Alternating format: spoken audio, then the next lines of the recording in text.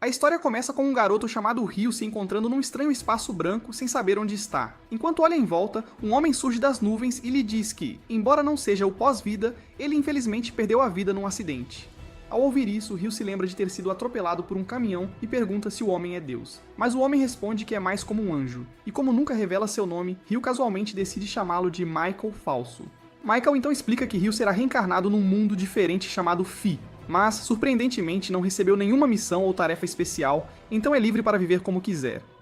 Ryu pensa e diz que gostaria de uma vida pacífica e tranquila, o que Michael aceita sem problemas. Ele continua explicando que Fi é um mundo onde apenas cerca de 20% da população pode usar magia, dependendo de sua afinidade elemental natural, e no caso de Ryu, seu elemento mais forte será a água. Como pediu uma vida tranquila, Michael já fez os preparativos necessários. Ele lhe diz que uma pequena casa foi montada para ele na floresta de Hondo, protegida por uma barreira mágica para afastar monstros. Como parte de seu kit inicial, ele também receberá 2 guias, uma faca e um suprimento de comida suficiente para durar 2 meses inteiros, dando-lhe tudo o que precisa para começar esta nova vida sem preocupações. Depois disso, Ryu abre os olhos dentro de sua nova casa e dá uma olhada ao redor. Ele encontra uma câmara fria, feita de gelo, que funciona com magia, abastecida com carne, junto com uma área de banho e algumas outras coisas boas que Michael mencionou. Ele folheia os guias e percebe que, embora nunca tenha aprendido a língua deste mundo, consegue lê-los sem problemas. Assim que termina de verificar o lugar, ele sai para experimentar sua magia.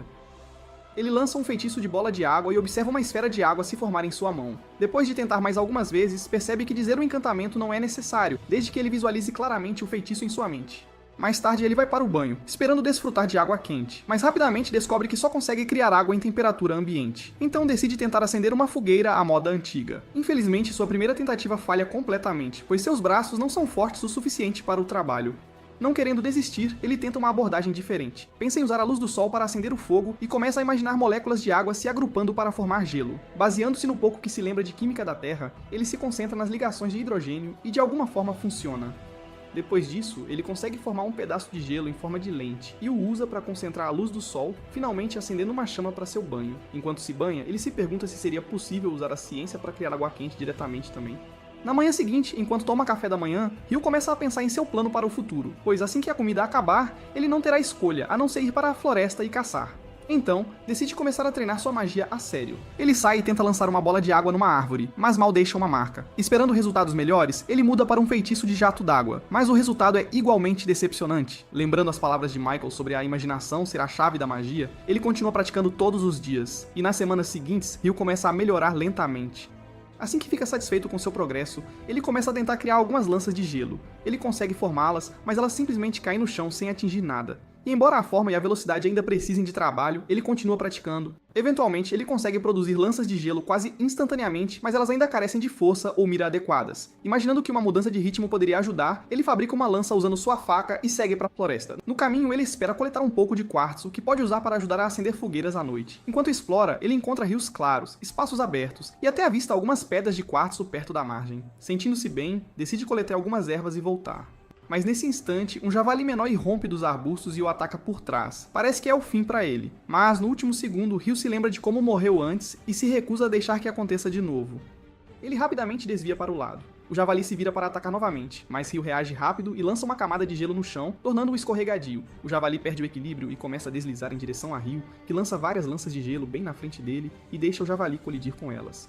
Os espinhos de gelo perfuram o javali, e assim, Ryu conquista sua primeira vitória. Depois disso, Ryu esquarteja o monstro e volta para casa. Lá, ele folheia o guia de monstros e descobre que o terrível javali menor que ele enfrentou era, na verdade, o monstro mais fraco listado.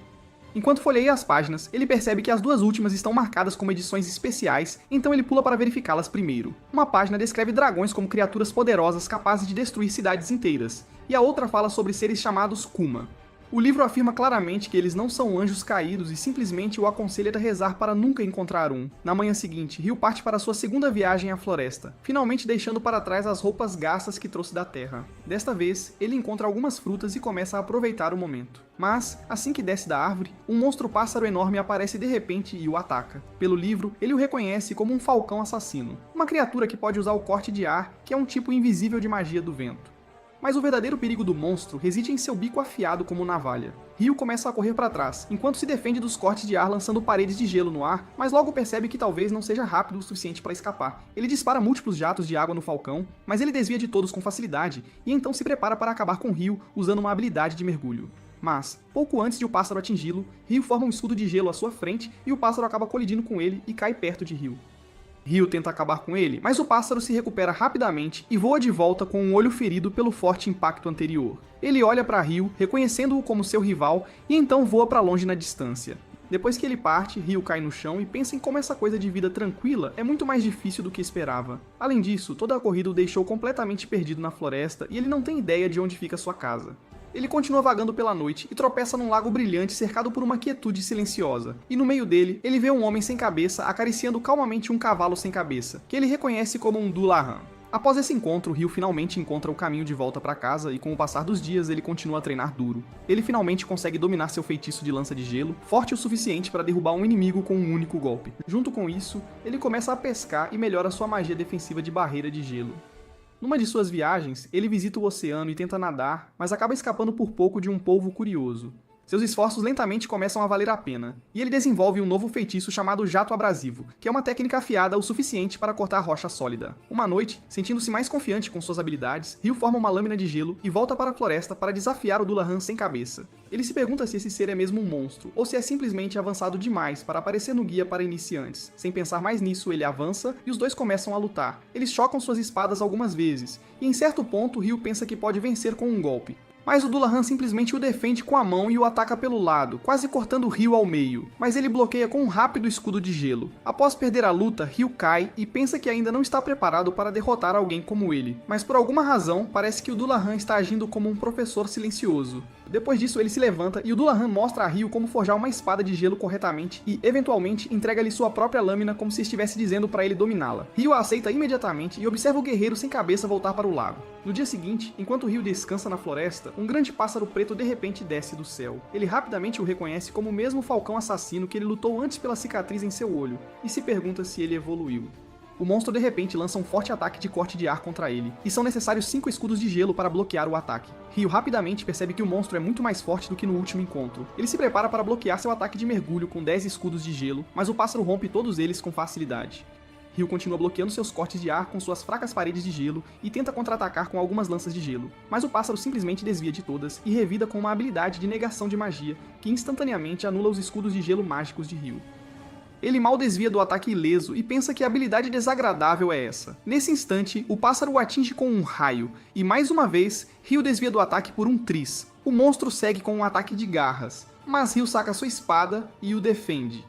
Depois disso, ele continua lutando com sua espada, cortando os golpes de ar e se defendendo das garras enormes do pássaro. Em seguida, o falcão assassino se prepara para lançar seu ataque final, mas em vez de fugir, Ryu se mantém firme como um verdadeiro espadachim e consegue atingir o pássaro no pescoço assim que ele entra em seu alcance, enquanto desvia para o lado. Enquanto a criatura cai, Ryu se aproxima e agradece pela luta e por ajudá-lo a ficar mais forte, levando-o aos seus limites. Ele então pega sua espada e diz que, por respeito à rivalidade deles, ele vai acabar com isso agora, e finaliza o monstro puxando sua espada. Depois disso, ele começa a voltar para casa, mas um enorme dragão vermelho de repente aparece e pousa bem na frente dele. Ele tenta falar por telepatia, e quando vê que Ryu pode ouvi-lo, o dragão parece satisfeito que a conexão funcionou. Sem perder tempo, ele pergunta se Ryu viu um grande pássaro preto na área. Ryu hesita e então admite nervosamente que pode tê-lo derrotado, pensando que era uma ameaça, e rapidamente acrescenta que não sabia que era importante. Para sua surpresa, o dragão não parece zangado. Na verdade, parece mais impressionado do que qualquer coisa. Enquanto seus olhos se voltam para a espada na cintura de Ryu, ele a reconhece imediatamente como a lâmina do Rei das Fadas e diz que Ryu deve ter feito algo para ganhar seu favor. Vendo uma chance, Ryu decide fazer ao dragão algumas das perguntas que vinha guardando desde que chegou a este mundo. Os dois começam a conversar e acabam passando o dia inteiro em diálogo. Quando o sol começa a se pôr, o dragão de repente se lembra que precisa voltar para casa antes que sua esposa fique chateada com ele por ficar fora por muito tempo. E pouco antes de partir, ele finalmente se apresenta como Luin. Enquanto isso, muito acima, o Michael Falso está revisando os detalhes da reencarnação de Ryu e percebe que se esqueceu de notar uma característica oculta em seu tablet. Ele se pergunta por que Ryu teria uma, considerando que nem tem uma missão, e pensa em como faz 10.000 anos desde a última vez que viu alguém com outra característica, mencionando uma garota de outro mundo, e então revela que no caso de Ryu, ele tem a característica oculta da juventude eterna. No dia seguinte, Ryu começa a desejar frutos do mar e segue para a costa. Ao chegar, ele encontra um navio naufragado ao longo da costa, que parece ter sido destruído numa tempestade. Enquanto procura entre os restos, ele encontra um corpo sem vida, o que o deixa triste. Mas, nesse instante, ele ouve um gemido fraco por perto e encontra um homem mal se agarrando à vida. Então Ryu rapidamente leva o homem ferido de volta para sua casa e o trata. Algum tempo depois, o homem sonha com o naufrágio que o arrastou para a costa e acorda se perguntando se ainda está vivo. Ele se vira e vê seus pertences cuidadosamente colocados na mesa ao lado dele e se levanta para sair, olhando ao redor do ambiente desconhecido e se perguntando silenciosamente onde havia parado. Ryu logo sai para vê-lo, aliviado ao perceber que ele está acordado. O homem fica chocado ao perceber que não conseguiu sentir a presença de Ryu atrás dele e se pergunta por que ele está vestido tão mal. Mas então, ele decide mostrar respeito ao seu salvador e se apresenta como Abel e o agradece. Ryu parece alegre a princípio, mas depois se desculpa, dizendo que é uma pena que Abel tenha sido o único a sobreviver. Abel não parece muito afetado e explica que os outros eram contrabandistas de qualquer forma, não há necessidade de se preocupar com eles. Nesse instante, seu estômago começa a roncar. Então Ryu se apresenta e o convida para dentro para uma refeição. Enquanto comem, Abel descobre que Ryu não tem roupas porque não conseguiu fazer linha. Quando ele pergunta por que Ryu não comprou algumas de uma cidade próxima, Ryu explica que não há uma cidade próxima ou sequer uma única pessoa morando na área. Ouvindo isso, ele pergunta se ele também caçou a comida que estavam comendo, apontando para sua faca. Ryu diz que sim e cria água dentro de um jarro, revelando que é um mago da água. Vendo isso, Abel diz que é impressionante e que mesmo nas províncias centrais, apenas metade da população pode usar magia, embora ele pessoalmente não possa.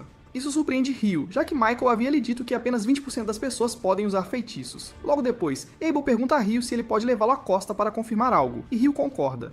Enquanto eles abrem caminho pela selva, Abel pergunta se Ryu usa um cajado. Quando Ryu admite que não tem um, Abel presume que é por causa da vida difícil que ele está vivendo. Pensando que Ryu pode não ser muito útil numa luta sem um cajado, Abel diz que assumirá a liderança se encontrarem monstros. Ryu tenta ignorar, mas Abel insiste e diz que não pode continuar sendo o único que sempre é salvo. Então no final, Ryu concorda.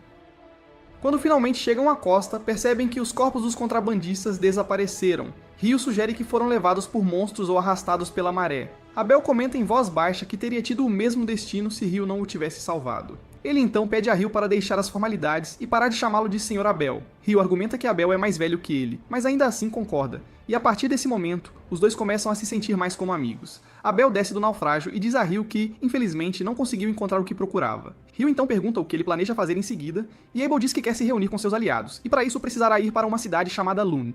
Mas ele não tem certeza de onde eles estão agora, e se preocupa que o navio possa ter se desviado muito para o sul. Ryu admite que nunca ouviu falar de Lune, mas tem certeza de que terão que viajar bastante para o norte. Abel então faz um pedido ousado e pergunta a Ryu se ele pode aceitar isso como um trabalho e vir junto como seu guia. Após uma breve pausa, Ryu diz que está bem em ser o guia e sugere que partam amanhã, já que ele precisa de um tempo para se preparar. Mais tarde naquela noite, Ryu começa a se aprontar para ir para a selva. Quando Abel o vê e pergunta por que ele está saindo tão tarde, Ryu responde que quer se despedir de alguém, e eles só aparecem a essa hora. Abel começa a se perguntar quem poderia ser, já que Ryu lhe disse antes que não havia mais ninguém ali, mas então decide que ele deve estar indo prestar homenagens a alguém que faleceu, e é provavelmente melhor não se intrometer muito. Enquanto isso, Ryu chega ao local de sempre e chama o Rei das Fadas sem cabeça. Ele lhe diz que estará deixando a Floresta de Rondo por um tempo e o agradece por toda a ajuda que recebeu até agora. Antes de partir, ele pede um último treino e dá tudo de si. Após o duelo, o Rei das Fadas tira um terno recém-dobrado da água e o entrega como presente de despedida, que Ryu aceita com gratidão. No dia seguinte, ele veste o terno e se prepara para a jornada antes de partir com Abel. No caminho, eles encontram um javali menor. Abel avança e o derrota facilmente com uma habilidade de combate chamada Empalamento Total. Vendo isso, Ryu fica impressionado e pergunta que movimento foi aquele. Abel imagina que um mago não saberia sobre habilidades de combate, e explica que são técnicas especiais usadas por pessoas que lutam com armas, como espadas e lanças. O resto do dia é gasto caminhando, e quando a noite cai, eles descansam dentro do tronco de uma grande árvore. Na manhã seguinte, eles continuam sua jornada e encontram um grupo de homens lagarto em seu caminho. Abel parece cauteloso e diz que seria arriscado enfrentá-los no pântano, então eles decidem pegar uma rota diferente pela floresta. Enquanto caminham, Ryu diz discretamente a Abel que os homens lagarto parecem estar seguindo-os. Com isso, ambos se preparam para lutar, mas Abel ainda está preocupado com como Ryu lidará com o combate sem um cajado. Mas antes que ele possa dizer mais alguma coisa, Ryu avança e lança a lança de gelo e derruba 4 homens lagarto num instante. Ryu diz a Abel para ficar alerta, pois mais inimigos estão se aproximando, e não paco da Kurobasa Shiryu. Em pouco tempo, os dois acabam com o resto dos homens lagarto. Após a luta, Abel olha e pergunta sobre o feitiço que Ryu acabou de usar, impressionado com como ele conseguiu lançar 4 lanças de gelo com um único encantamento. Ryu casualmente encolhe os ombros e diz que essas coisas são bem normais quando se trata de magia da água, e então lhe oferece um copo de água feito de gelo. Abel percebe que Ryu usa um encantamento diferente desta vez para invocar água, e perguntou sobre isso, mas Ryu ignora com uma desculpa preguiçosa e diz que Abel deve estar imaginando coisas. Enquanto continuam andando, Abel tira uma moeda de bronze e a mostra a Ryu, e explica que é um único bronze estrangeiro, que é a moeda usada pelo reino de Knightly, onde fica a cidade de Lune. Ryu se ilumina com a menção do nome do reino, e Abel explica que é um dos 3 reinos nas províncias centrais, além do Império Dibui e da Federação Handel-Yu. Ryu imediatamente faz uma careta ao ouvir sobre o Império Di e diz que o nome soa bobo, e não há como ele querer ser chamado de cidadão de um lugar com um nome tão ridículo. Com isso, eles continuam andando e chegam a alguns campos abertos. Nesse instante, um pedaço de rocha voa em direção a Abel do nada, mas ele o corta ao meio e percebe que eles tropeçaram num ninho de golems de rocha. Ouvindo isso, Ryu começa a se perguntar por que os golems não parecem humanoides como ele havia imaginado, enquanto Abel avança e usa sua habilidade de empalamento total para abrir um buraco no corpo de um golem próximo, mas ele se regenera imediatamente e o força a recuar. Vendo isso, Ryu diz a Abel que quer tentar algo novo e lança 10 paredes de gelo na forma de um cubo de gelo maciço e o joga de cima, esmagando 2 golems num só golpe. Abel fica ali em silêncio, observando a cena se desenrolar, perguntando-se como a batalha terminou tão rapidamente quando lutas como essa nunca deveriam ser tão simples, mas Ryu faz parecer sem esforço. Assim que derrubam o último golem, percebem que ele parou de se mover após tropeçar e cair de lado. Ryu se pergunta se eles absorvem poder da Terra usando a enorme pedra mágica em sua base, e Abel diz que este deve ter derrotado outros monstros na área e absorvido a XP deles, pois sua pedra mágica é brilhante e bem grande. Depois disso, eles pegam a pedra como saque e Ryu diz que gostaria de ter coletado as pedras dos outros golems também, mas, infelizmente, ele os esmagou todos sob seus cubos de gelo. Pouco tempo depois, eles encontram uma criatura gigante parecida com um hipopótamo, e Abel a identifica como um Behemoth. Ryu se pergunta se deveriam derrubá-lo, mas Abel imediatamente desaconselha. Nesse instante, eles notam um grupo de Wyverns voando em direção ao Behemoth e se perguntam se conseguiram assentos na primeira fila para uma batalha épica de monstros. Abel pensa que o Behemoth está em clara desvantagem, mas Ryu o corrige, dizendo que ele pode não ser derrotado tão facilmente. Nesse momento, o monstro enorme solta um rugido estrondoso com efeito de negação de magia e derruba todos os Wyverns de uma só vez. Mais tarde naquela noite, enquanto acampavam, Ryu provoca Abel sobre querer ver o segundo round entre ele e o Behemoth, mas Abel imediatamente rejeita a ideia, chamando-a de ridícula. Ele então menciona a negação de magia novamente e diz que só ouviu falar de armadilhas com esse tipo de efeito sendo usadas dentro de masmorras. A palavra masmorra imediatamente chama a atenção de Ryu, e ele acusa Abel de esconder todas as coisas divertidas dele, perguntando se há mais algo que ele não mencionou ainda. Abel responde perguntando se Ryu sabe algo sobre elfos ou anões, e a forma como os descreve se alinha perfeitamente com o que Ryu já sabe, e Abel revela que há um elfo em Lune também. Na manhã seguinte, enquanto continuam a jornada, Ryu diz que assim que cruzarem as montanhas, entrarão em território humano. Isso faz Abel parar por um momento e perguntar como Ryu sabe algo assim. A verdade é que o dragão vermelho lhe contou, mas em vez de dizer isso, Ryu apenas desvia e chama de conhecimento além da compreensão humana. E de alguma forma, Abel deixa passar sem questioná-lo mais. Enquanto os dois caminham tranquilamente, um grifo gigante surge do nada, assustando-os e os deixando paralisados. Pensando rápido, Ryu joga um pedaço de carne no ar e diz a Abel para fazer o mesmo. O grifo aceita a oferta e voa sem causar problemas, deixando os dois soltarem um enorme suspiro de alívio, sabendo que se tivessem atacado não teriam sobrevivido para contar a história. Abel diz que definitivamente há algo errado com este lugar, já que nenhum humano relatou ter visto grifos ou behemoths em séculos, mas Ryu apenas dá de ombros e diz que esses humanos provavelmente não estavam procurando o suficiente. Enquanto continuam, eles encontram um grupo de Wyverns desfrutando de sua refeição. Abel aponta que seriam necessários pelo menos 20 aventureiros experientes para enfrentar um grupo como este, e mesmo assim, ainda haveria grandes baixas. Mas Ryu argumenta que, como entraram em território Wyvern, eles terão que lidar com eles de qualquer forma, mais cedo ou mais tarde. Ele convence Abel a seguir com a luta e pergunta se seria mais fácil se ele pudesse prendê-los no chão. Abel diz que isso tornaria matá-los mais fácil, pois ele conseguiria alcançá-los com sua espada. Então Ryu avança e lança lanças de gelo sobre as criaturas, deixando Abel finalizá-las. Depois disso, eles continuam usando essa combinação para derrubar todos os Wyverns que aparecem em seu caminho e conseguem coletar um monte de grandes pedras mágicas verdes deles. Abel se pergunta como conseguem fazer isso tão facilmente, mas antes que possam desfrutar da vitória, outra onda de Wyverns aparece procurando vingança. E desta vez é Abel quem pula primeiro, já se tornando um viciado em batalha graças à má influência de Ryu. Enquanto os dois finalmente saem da monstruosa cordilheira, Abel olha em volta e se pergunta onde foram parar, notando que definitivamente foram bem para o norte. Ryu dá uma resposta cansada, mas honesta, dizendo que qualquer lugar fora do Império Wei é bom o suficiente para ele. E Abel o tranquiliza, explicando que o Império fica ainda mais ao norte de onde estão agora. Nesse momento, Ryu avista uma estrada que vai de leste a oeste. Enquanto seguem em direção a ela, Abel olha para trás, para as montanhas imponentes, com um leve ar de desconforto, então gesticula para o caminho que segue para o oeste e diz que deve levar à cidade de Kaladi. A ideia de uma cama de verdade melhora o humor de ambos, e Abel faz uma forte recomendação da comida local, afirmando que vale a pena a viagem por si só. Naquela noite, os dois chegam à guilda, onde Abel diz a Ryu para ir em frente e se registrar. Ele explica que o cartão da guilda pode ser útil de várias maneiras, e até cobrirá sua taxa de entrada, lembrando-o de que já pagou uma moeda de prata em seu nome, e agiu como seu fiador desta vez. Ryu brinca que parece parte de um plano obscuro para recrutá-lo como seu servo, mas Abel zomba da ideia, dizendo que um truque barato como esse está muito abaixo dele, e então explica as verdadeiras vantagens de ser registrado na guilda, como poder vender pedras mágicas e materiais de monstros a taxas melhores. Caso contrário, ele diz, Ryu teria que sair procurando um alquimista só para fazer uma venda. Nesse momento, a garçonete traz um prato de arroz com curry. Ryu de repente se lembra de todas aquelas histórias de Isekai que leu, onde o herói tinha que se esforçar muito só para provar curry. Mas aqui está ele, comendo sem levantar um dedo. No momento em que pega uma colherada, ele adora o sabor e fica eufórico, até pedindo uma segunda porção. No dia seguinte, ao partirem para Lum, Ryu começa a se fazer de vítima novamente e acusa Abel de esconder mais um segredo dele. Ele age como um príncipe exigindo respostas, dessa vez perguntando a Abel se ele também está escondendo alguns doces deliciosos dele. Pouco depois, os dois chegam à cidade de Lune, onde um guarda chamado Nimer fica visivelmente animado ao ver seu camarada perdido. Abel dá todo o crédito a Ryu por ajudá-lo a voltar vivo, e Nimer o agradece pessoalmente. Abel até cobre a taxa de entrada de Ryu, e os dois vão direto para a guilda.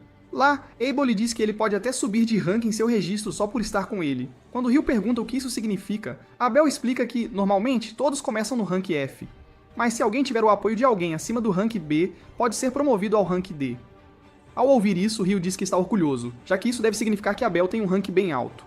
Abel então fala sobre como um rank mais alto vem com vantagens, como trabalhos mais bem pagos. Mas com a quantidade de pedras mágicas que Ryu coletou, dinheiro não deve ser um problema tão cedo. Na verdade, ele está preocupado que se tentassem vender todas de uma vez, isso poderia até derrubar o mercado. Ainda assim, ele se mantém positivo, dizendo que o mestre da guilda deve ser inteligente o suficiente para descobrir isso sozinho. Depois disso, eles entram, e assim que os dois pisam na guilda, a recepcionista praticamente grita o nome de Abel, e o lugar inteiro se ilumina com a visão dele vivo. Todos correm como se ele fosse uma celebridade. Cercado por rostos familiares e velhos amigos, Abel é rapidamente puxado para a multidão, enquanto Ryu sorri discretamente e sai, pensando que talvez estivesse apenas atrapalhando. Na rua, a única elfa da cidade passa por ele e imediatamente nota o manto que Ryu está usando. Quando ele pergunta se algo está errado, ela responde que estava apenas admirando o manto, chamando-o de notável, e dizendo que ele parece uma pessoa interessante. Ela então se desculpa educadamente, dizendo que tem um compromisso e acrescenta que espera que se encontrem novamente. Enquanto ela desaparece pela rua, a porta da guilda se abre e Abel sai, procurando por Ryu. No momento em que o avista, ele o agarra e o puxa de volta para dentro, apresentando-o a todos e chamando-o de seu salvador. Ele então anuncia que Ryu se registrará como aventureiro, e a multidão o acolhe calorosamente, agradecendo por salvar o amigo deles e cuidar dele. Abel então leva nossos rapazes direto para a recepcionista e pede para ela registrá-lo no rank D sob seu endosso. O pedido claramente a pega de surpresa, já que ninguém da Espada Carmesim jamais endossou alguém pessoalmente antes, e isso por si só diz muito sobre o quão valioso Ryu deve ser. Embora a recepcionista pareça entender o peso por trás disso, ela ainda menciona o protocolo usual, e diz que precisarão testá-lo primeiro para confirmar suas habilidades. Abel pede para falar com o mestre da guilda para resolver isso, junto com algumas outras coisas. Então a recepcionista organiza e diz para esperarem na sala de reuniões. No momento em que a notícia se espalha de que Abel está vivo, o mestre da guilda entra correndo e cai de joelhos, aliviado. Abel corre para ajudá-lo a se levantar, pedindo desculpas por fazê-lo se preocupar tanto. O mestre da guilda, porém, não aceita e começa a desabafar sobre como passou por um inferno absoluto desde que descobriu que Abel havia desaparecido. Eventualmente, seus olhos pousam em Ryu e ele pergunta quem é o mago. Abel apresenta seu salvador mais uma vez, e o mestre da guilda responde apresentando-se como Hugh. Ele então agradece a Ryu, que responde dizendo que apenas estava no lugar certo na hora certa.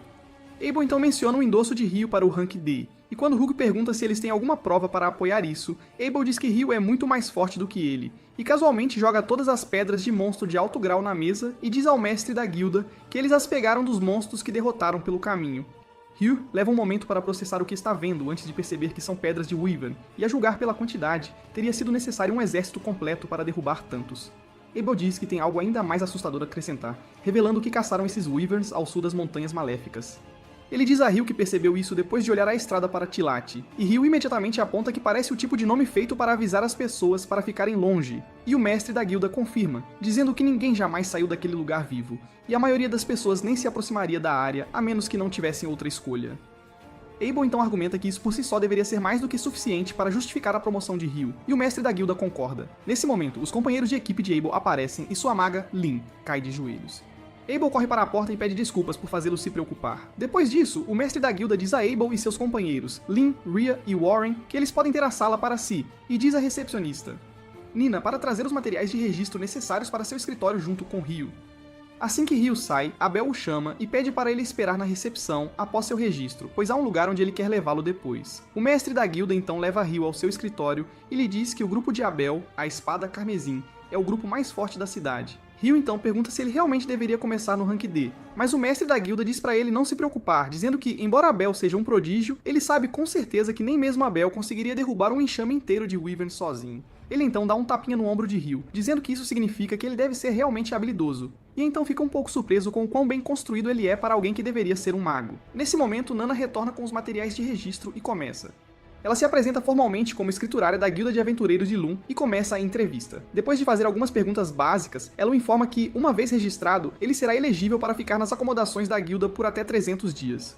Quando ela ouve que ele nunca esteve em uma masmorra antes, ela recomenda o curso mensal para iniciantes da guilda e o incentiva a participar. Ryu mostra mais interesse do que o esperado, e assim que a entrevista termina, ela pede para ele colocar a mão no cristal para completar o registro. Para seu alívio, não explode nem se estilhaça como nas cenas de anime com personagens isekais super poderosos. Tudo correu bem, e assim ele recebe seu cartão oficial da guilda. Depois que os dois saem, o mestre da guilda solta um suspiro profundo, capaz de relaxar um pouco agora que Abel está de volta.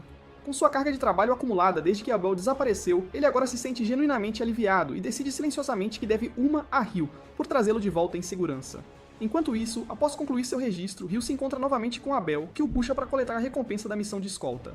No caminho, Abel oferece-se para comprar-lhe roupas adequadas e talvez até um cajado, mas Ryu não tem certeza do porquê precisaria de um, e pergunta sobre isso, mas Abel casualmente diz que apenas presumiu que todos os magos usam cajados. Ryu dá de ombros e diz que está bem lançando magia sem um, e então acrescenta que luta de perto usando uma espada. Isso surpreende Abel, já que ele nunca viu Ryu carregando uma. Então Ryu saca sua lâmina, mas para Abel parece mais uma faca grande do que uma espada. Enquanto caminham, Ryu começa a fazer algumas perguntas básicas sobre o mundo e descobre que os dias da semana, o número de horas em um dia, até mesmo como medem as coisas em centímetros, tudo é exatamente igual à Terra. E com o Curry já sendo algo comum aqui, parece específico demais para ser uma coincidência. Juntando as peças, Ryu percebe que outra pessoa deve ter sido isekaiada para este mundo muito antes dele. Assim que terminam as compras, Abel o leva para a festa de celebração de seu retorno. Na manhã seguinte, Mana mostra a Ryu o caminho para as acomodações da guilda, enquanto ele reclama de ter bebido demais na festa da noite anterior.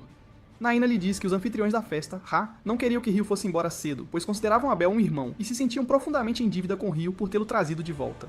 Pouco depois, Ryu é levado para o quarto número 15, onde dividirá o quarto com outros dois garotos da sua idade. O mais energético se apresenta como Nils, enquanto o loiro quieto se chama Ito. Assim que Nils sai, ele imediatamente começa a falar sobre como Naina é fofa, deixando bem claro que tem uma paixão séria por ela, mas Ito lhe diz diretamente que ele não tem chance, especialmente com toda a concorrência lá fora. Mas Nils permanece confiante, dizendo que é o sonho de todo cara fazer sucesso e conquistar uma mulher bonita. Ouvindo isso, Ito não se incomoda em discutir e se vira para Ryu, perguntando se podem manter as coisas informais e amigáveis entre eles. Nesse momento, Mita retorna e apresenta um novo colega de quarto chamado Aman, que parece um pouco mais jovem que os outros. Antes de sair novamente, ela lembra Ryu para estar pronto no dia seguinte junto com Aman, já que ambos estão agendados para a sessão de treinamento na masmorra. Enquanto isso, Abel está tendo dificuldades para convencer sua equipe sobre as habilidades de Ryu. Lin argumenta que a parede de gelo é claramente um feitiço de água, mas é tão fina que até um corte de ar básico deveria ser capaz de atravessá-la. Ela diz que torná-la mais espessa e derrubá-la em golems soa mais como algo de um conto de fadas. Enquanto Lin continua a resistir, Ryu intervém para acalmá-la, lembrando-a de que Abel está apenas compartilhando o que viu. Lin eventualmente recua, mas ainda se recusa a acreditar que derrubar Wyverns com lanças de gelo seja possível, especialmente porque essas criaturas são protegidas por barreiras de vento. Rhea então menciona que o único mago conhecido por realizar feitos como os que Abel descreveu foi o lendário mago infernal. Ela admite que Ryu parece uma descoberta rara, mas também compartilha sua preocupação de que, se alguém como ele se aliasse ao Império do Book, seria uma séria ameaça, mas Abel não parece preocupado.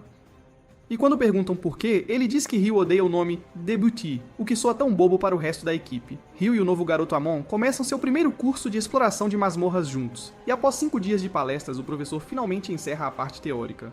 Com isso resolvido, é hora da experiência prática. Então ele anuncia que eles irão para a primeira camada de uma masmorra real. Hammond imediatamente começa a entrar em pânico, mas Ryu lhe diz para se acalmar, avisando que se ele continuar estressando assim, acabará esgotado antes mesmo do meio-dia. Antes de partirem, o professor abre para perguntas e Ryu levanta a mão. Ele pergunta se é possível se teletransportar instantaneamente para um covil de masmorra depois que ele já foi limpo. A pergunta, claramente inspirada em seu conhecimento de animes e Sekai, chama a atenção de todos. O professor parece um pouco surpreso, mas admite que está impressionado por Ryu saber algo tão específico. Infelizmente, ele explica que esse tipo de recurso é apenas um boato de que existe nas províncias do sul, e a masmorra em Lum não tem nada parecido. Evan se vira para Ryu, claramente impressionado, e diz que está surpreso por ele saber disso, acrescentando que Ryu realmente merece aquele rank D. Assim que tudo está pronto, o professor conduz a turma em direção à masmorra, enquanto compartilha um pouco de sua história. Ele explica que toda a cidade de Lum foi construída em torno desta masmorra, e que a cada poucos anos a população de monstros lá dentro aumenta dramaticamente. Este evento é conhecido como a Grande Maré de Monstros. Durante esse tempo, os monstros alcançaram a camada superficial, e é por isso que enormes paredes duplas foram construídas para impedi-los de se espalhar pela cidade. Ouvindo tudo isso, Amon parece um pouco inquieto, mas o professor o tranquiliza, dizendo que a maré de monstros só acontece uma vez a cada poucos anos, e não há sinal de que vai acontecer tão cedo, então os novatos não têm nada com que se preocupar. Ao chegarem à entrada, ele aponta um balcão da guilda posicionado bem no início da masmorra, e explica que todo aventureiro tem que registrar seu nome e hora de entrada antes de entrar. Ryu percebe que Amon ainda está lutando com seus nervos e diz para ele respirar fundo para manter a calma. Assim que entram, o professor informa à turma que eles estão livres para explorar por conta própria, já que não há monstros perigosos por perto. Enquanto Ryu e Amon avançam mais na masmorra, Ryu de repente sente um monstro e diz a Amon para se preparar, dizendo que o prenderá com magia para que Amon possa ir para o abate. Momentos depois, uma formiga soldado aparece e Ryu rapidamente explica que a maneira mais fácil de derrubá-la é mirando na base do pescoço. Ele então finge um encantamento e dispara 8 lanças de gelo, prendendo a criatura no lugar e dando a Amon um tiro limpo para finalizá-la. Depois, Ryu mostra a Amon como extrair a pedra mágica do corpo do monstro, e uma vez feito isso, os dois voltam para celebrar sua primeira expedição bem-sucedida. Naquela noite, os colegas de quarto fazem uma pequena festa, e Ito os parabeniza por conseguirem derrubar uma formiga soldado na primeira tentativa. Amon humildemente admite que só conseguiu dar o golpe final porque Ryu já havia prendido a formiga, mas Ryu casualmente dispensa o crédito e deixa Amon aproveitar os holofotes. Quando Amon pergunta o que planejam fazer em seguida, Amon diz que está pronto para voltar imediatamente, mas tem medo de ir sozinho. Ryu diz que planeja ir até o 3º andar e oferece para irem juntos. O grupo então começa a se perguntar por que uma formiga soldado apareceu no 1º andar, quando esse nível geralmente é preenchido apenas com monstros fracos como morcegos. Ito comenta que houve vários relatos recentes de criaturas mais fortes surgindo no 1º e 2º andares, o que faz Ryu questionar o que monstros assim estariam fazendo por lá. Nesse instante, Ebel faz uma entrada dramática e explica casualmente que formigas soldado podem de fato cavar seu caminho até os andares superiores. Depois disso, ele se apresenta formalmente aos colegas de quarto de Ryu e faz uma provocação, dizendo que Ryu claramente tem sérios problemas de personalidade e pede para ficarem de olho nele. Ouvindo isso, Ryu retruca, perguntando se ele está realmente tão desesperado para começar uma briga. Enquanto isso, os outros de repente percebem com quem estão falando e congelam. Neil se levanta de repente e se apresenta nervosamente como um espadachim, dizendo que, como aventureiro de rank F, ele vê Abel como um verdadeiro herói. Ele se sente honrado em apertar sua mão, o que Abel aceita humildemente, dizendo para ele continuar trabalhando duro, mas não tanto a ponto de se esgotar. Brio então pergunta por que Abel está por aí tão tarde, e Abel explica que a missão que seu grupo pegou durou bem mais do que o esperado. Bem na hora, sua equipe aparece claramente irritada por ele ainda estar enrolando em vez de se apresentar na guilda. Abel afirma que está apenas fazendo seu trabalho como um veterano responsável, ajudando a guiar os novatos. Lin diz a Warren para lidar com ele, e o sujeito levanta Abel sobre o ombro como um saco de batatas e sai sem dizer uma única palavra. Depois disso, Lin se aproxima de Ryu e o encara diretamente nos olhos, antes de se virar e sair sem dizer absolutamente nada. Ryu rapidamente se desculpa pela intrusão inesperada e diz que o líder deles era urgentemente necessário. Enquanto o Esquadrão Espada Carmesim se afasta, ela começa a repreender Lin por ser rude e diz pra ela parar de encarar Ryu, mas Lin diz que esse Ryu realmente é aquele mago de alto nível, então não há como ela não se sentir interessada. Ouvindo isso, Abel diz que em breve eles verão do que seu salvador é realmente capaz. Na manhã seguinte, Amon caminha até a masmorra com Ryu, e uma vez lá dentro, os dois encontram uma matilha de lobos, mas conseguem derrubá-lo sem grandes problemas.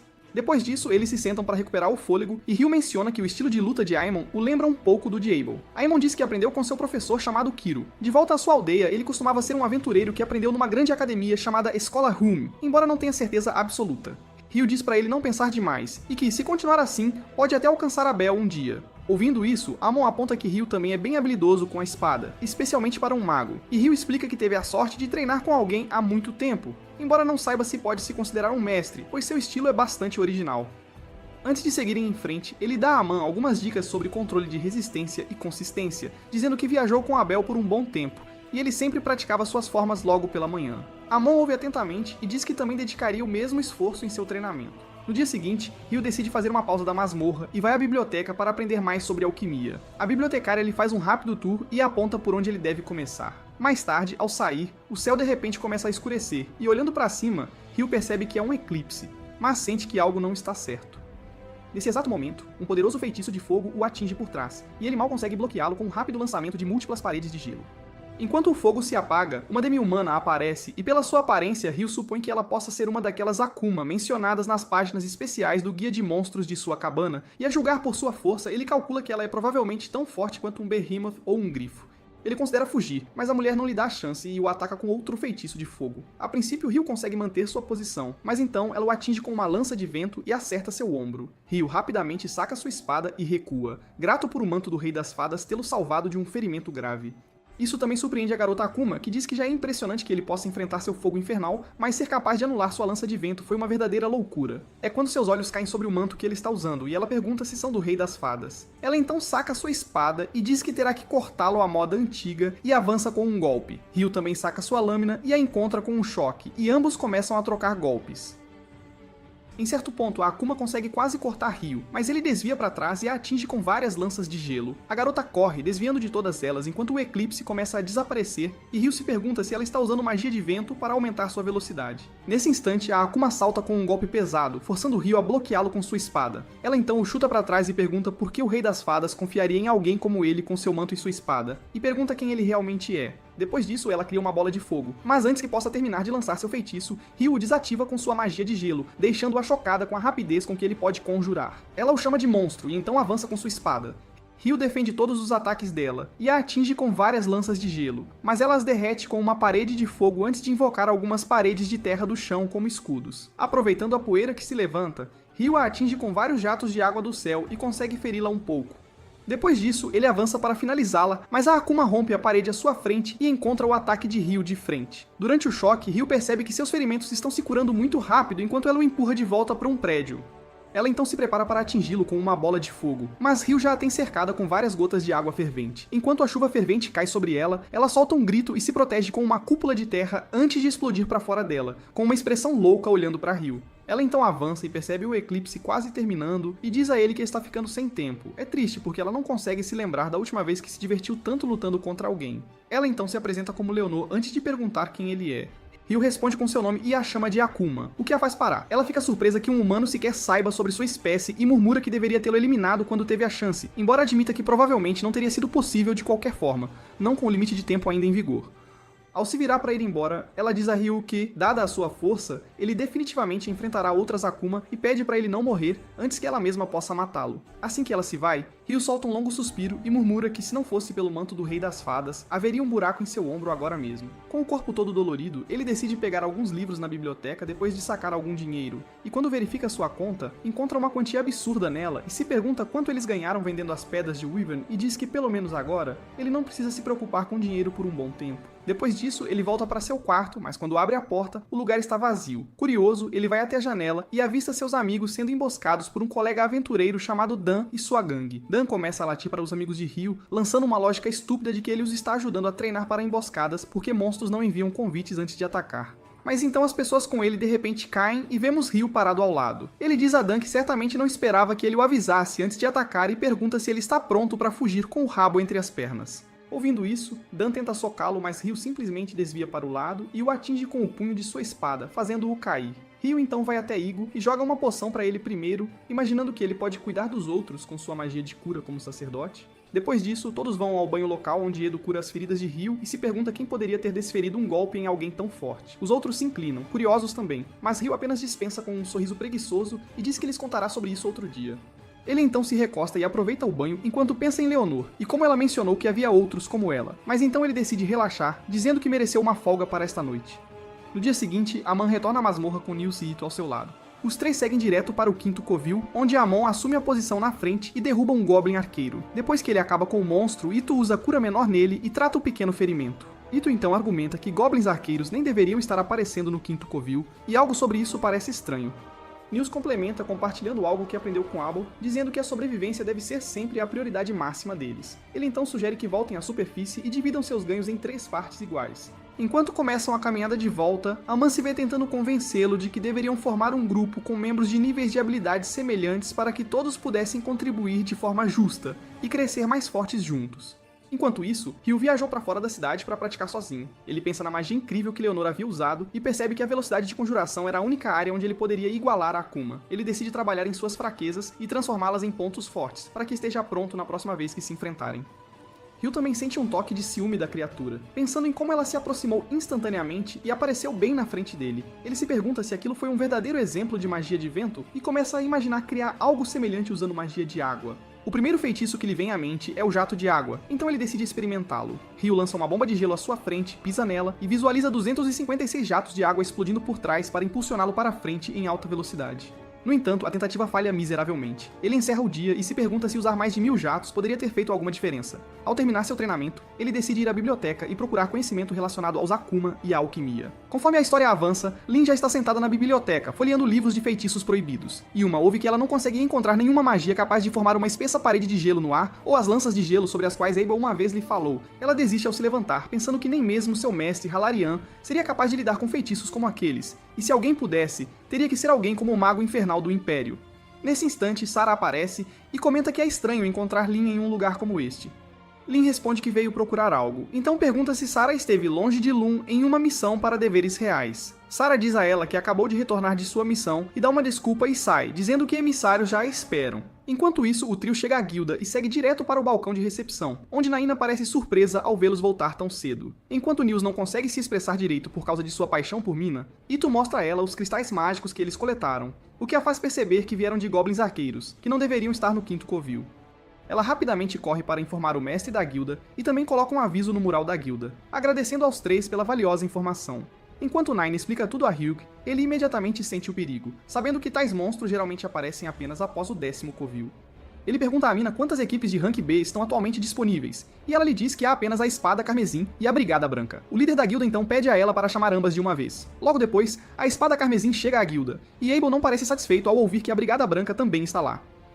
Eles entram no escritório de Hyugi, e quando chegam lá dentro, a Brigada Branca já está esperando. Seu líder, Phelps, cumprimenta Abel calorosamente, e Abel retribui o cumprimento. Hilde McClass não perde tempo e vai direto ao ponto. Ele rapidamente agradece a ambas as partes por responderem ao seu pedido, então menciona o relatório sobre os Goblins Arqueiros. Abel pergunta se a informação é confiável, e o Sr. McGlass explica que o trio ter retornado com os cristais é a prova. O líder da guilda então os informa que a tarefa dele será entrar na masmorra e verificar quaisquer sinais do grande javali da maré que se refere ao crescimento explosivo das populações de monstros dentro da masmorra. O Sr. McGlass explica que o último ocorreu há cerca de 10 anos, e os sinais recentes que receberam podem ser suficientes para confirmar que outro está se aproximando. Ele lhes oferece uma recompensa generosa por verificar isso e compartilha todos os seus planos, até mencionando que já notificou o Lorde sobre a situação. O líder da guilda deixa claro que não pretende tratar isso levianamente, e pede a ambas as partes que partam até a manhã seguinte. O Sr. Ryuk também os informa que emitiu um aviso para fechar temporariamente a masmorra. Ambos os grupos rapidamente se levantam de seus assentos e aceitam o pedido. Na manhã seguinte, Ryu acorda cedo e sai enquanto os outros ainda estão saindo da cama. Ele menciona que planeja visitar o lado norte de uma biblioteca, esperando encontrar material mais avançado do que o disponível no lado sul. A mão aponta que há textos proibidos disponíveis lá também, mas Itos lembra que Ryu precisaria ser pelo menos rank B para ter acesso a eles. Depois de desejarem-lhe boa sorte, Ryu segue em direção à biblioteca, e enquanto sobe as escadas, ele encontra Sara parada ali, lendo um livro. Enquanto isso, a Espada Carmesim e a Brigada Branca se reúnem perto do portão da masmorra. Quando Abel pergunta a Phelps por que ele trouxe apenas 20 aventureiros, Phelps explica que selecionou apenas aqueles classificados acima de C, o que compõe metade da brigada. Abel considera uma escolha sábia e acena em concordância. Assim que o mestre da guilda está prestes a abrir o portão da masmorra, Abel de repente o impede, sentindo uma presença incomum vinda de dentro. Ele então pede a Lin para confirmar usando sua magia de vento. Lin lança um feitiço de vento chamado Sonda, e revela que há bem mais de algumas centenas de monstros esperando perto da entrada, o que é mais do que suficiente para confirmar que o grande javali da maré já começou. O mestre da guilda imediatamente ordena que todos busquem os cavaleiros e alertem toda a área. Uma missão de emergência é publicada na guilda, e todos rapidamente correm para cumprir seus papéis. Voltando ao nosso herói, Sara parece satisfeita em vê-lo novamente. Ela pergunta se ele é um aventureiro local, então se apresenta formalmente dizendo que tinha a sensação de que se encontrariam novamente. Ela continua perguntando o que ele está fazendo na biblioteca, e e Ryu quase deixa escapar que está procurando livros sobre os Akuma, mas rapidamente muda sua resposta para a alquimia, explicando que quer eventualmente criar um golem. A garota responde que é uma ambição e tanto, e embora não consiga pensar em nenhum livro assim por perto, ela pede para ele caminhar com ela, pois ela pode ter algo que possa guiá-lo. Enquanto ele a segue, Sarah pergunta se ele gosta de ler, e Ryu lhe diz o quanto ele ama livros, dizendo que, como tem lido há muito tempo, ele se sente um pouco nostálgico sempre que visita este lugar. Ele então pergunta se ela é uma elfa, e se é a única na cidade. Sarah explica que é a única membro de um grupo Rank B chamado O Vento, e que ela é um pouco incomum, já que elfos geralmente não ficam em assentamentos humanos, mas ela acha que foi bom ter feito isso, porque foi assim que ela conheceu Ryu. Enquanto Ryu e Sarah desfrutam pacificamente de sua conversa na biblioteca, o caos começa a se espalhar pela cidade enquanto multidões se reúnem em círculo ao redor da masmorra e esperam os monstros emergirem. As portas da masmorra são abertas com força, e o que aparece em seguida é um enxame de goblins mutantes. O líder da guilda imediatamente ordena que todos ataquem com flechas e feitiços, mas os goblins continuam avançando sem diminuir a velocidade. Observar os cavaleiros se juntarem à luta traz uma onda de alívio a Abel, pois ele percebe que são os cavaleiros de Lundo Marquês. Kyle comenta que está feliz por ter tido uma reunião com o comandante Niville mais cedo, o que lhes permitiu se preparar a tempo. No entanto, enquanto observa a enorme onda de goblins jorrando, Kyo começa a ficar ansioso, sabendo que da última vez não foi nem de perto tão sério. Enquanto a batalha continua, os líderes dos dois grupos da guilda fazem um excelente trabalho coordenando a todos. Mesmo assim, a situação se torna grave quando Ria aponta que eles já ficaram sem flechas. Nels rapidamente traz um novo suprimento e também entrega uma mensagem de Hyug para Abel, dizendo-lhe que deve haver um grande monstro goblin escondido atrás da linha de frente, e ele quer que a espada carmesim o derrube. Todos continuam lutando até o amanhecer, e a essa altura, a maioria dos goblins é eliminada. O líder da guilda rapidamente ordena que os dois grupos de Rank B se posicionem e defendam a muralha contra o monstro gigante que se aproxima por trás. As duas equipes se movem em perfeita sincronia, e facilmente atravessam a onda final antes de avançar para enfrentar o que eles presumem ser a última ameaça, um único general goblin. Mas, nesse exato momento, 3 deles aparecem em vez de 1, o que claramente sinaliza que o chefe final será um rei goblin. Abel calmamente compartilha seu plano de que ele e Phelps enfrentarão 2 dos generais enquanto Rhea e Xena cuidarão de um terceiro. Ele espera que possam encerrar a luta antes que o rei chegue. A equipe rapidamente ganha a vantagem contra os generais, mas pouco antes de baixarem a guarda, Abel de repente grita para todos se abaixarem. Um violento corte de ar rasga o campo de batalha, explodindo os 3 generais goblins e os lançando para longe com um único golpe do rei goblin. Abel fica atordoado que tal poder tenha vindo de apenas um movimento casual de um braço, e ainda mais chocado que o rei tenha sacrificado voluntariamente seus próprios homens. Sem perder tempo, Abel avança com Phelps e ataca usando sua habilidade impecável de Espada das Sombras, seguido por uma empalação real, mas nem mesmo isso consegue acabar com a besta. Phelps começa a entrar em pânico, mas Abel chama Lin para usar sua chuva de balas. Felizmente seu plano funciona, e o ataque chove perfeitamente, colocando o Rei Goblin de joelhos, finalmente encerrando o caos. De volta à superfície, Sarah e nosso herói permanecem completamente alheios à luta que acontecia.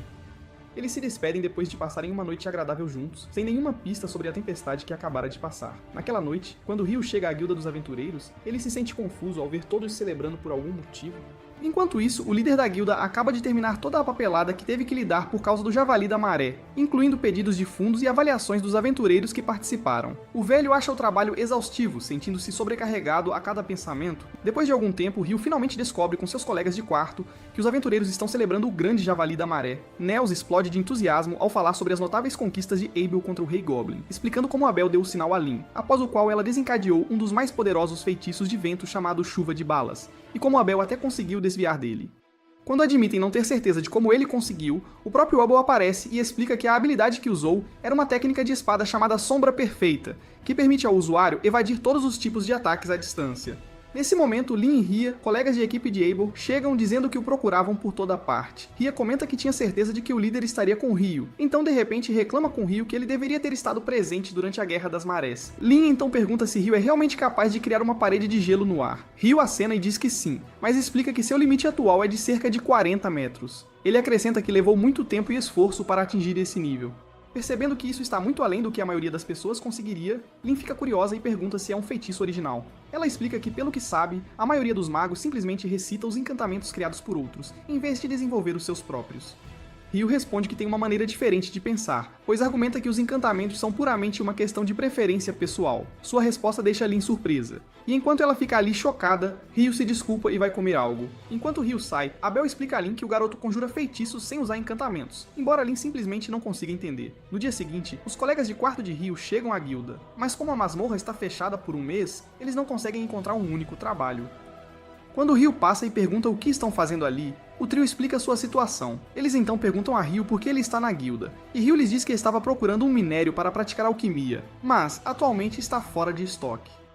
Enquanto os três comentam sobre o quão caro o minério é, Ryu não podia se preocupar muito depois de todo o dinheiro que acumulou. Quando o trio começa a parecer desanimado, Ryu decide animá-los oferecendo-lhes um trabalho. Ele lhes diz para procurar um lugar fora da masmorra onde minério de cobre possa ser encontrado. Os três mencionam uma mina abandonada perto da vila de Rusé, que fica a cerca de meio dia de caminhada. Depois de ouvir isso, Ryu lhes oferece 4 moedas de ouro cada e diz que os pagará mesmo que voltem sem nada.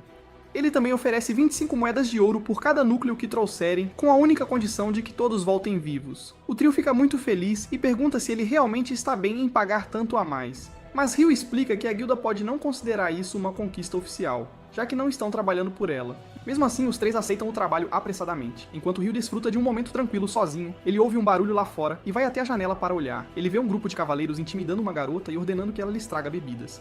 Eles tentam arrastá-la para algum negócio sujo quando um homem chamado Dan se adianta para defendê-la e empurra um dos cavaleiros. O cavaleiro fica com raiva e saca sua espada, dizendo que, embora não tenha a intenção de matá-lo, dará uma lição a este aventureiro, e até o chama de lixo. Assim que ele está prestes a atacar, o cavaleiro tropeça e cai, e tenta se levantar, mas cai novamente. Nesse momento, Phelps da Brigada Branca chega para salvar o dia e diz aos cavaleiros para terem vergonha do que estavam tentando fazer. Os cavaleiros tentam bancar os durões, pensando que Phelps é apenas mais um aventureiro, até que ele revela ser um nobre e herdeiro da casa de Heinlein. Um dos soldados percebe que eles arrumaram briga com o ex-comandante dos Cavaleiros Reais, e o grupo rapidamente foge sem causar mais problemas.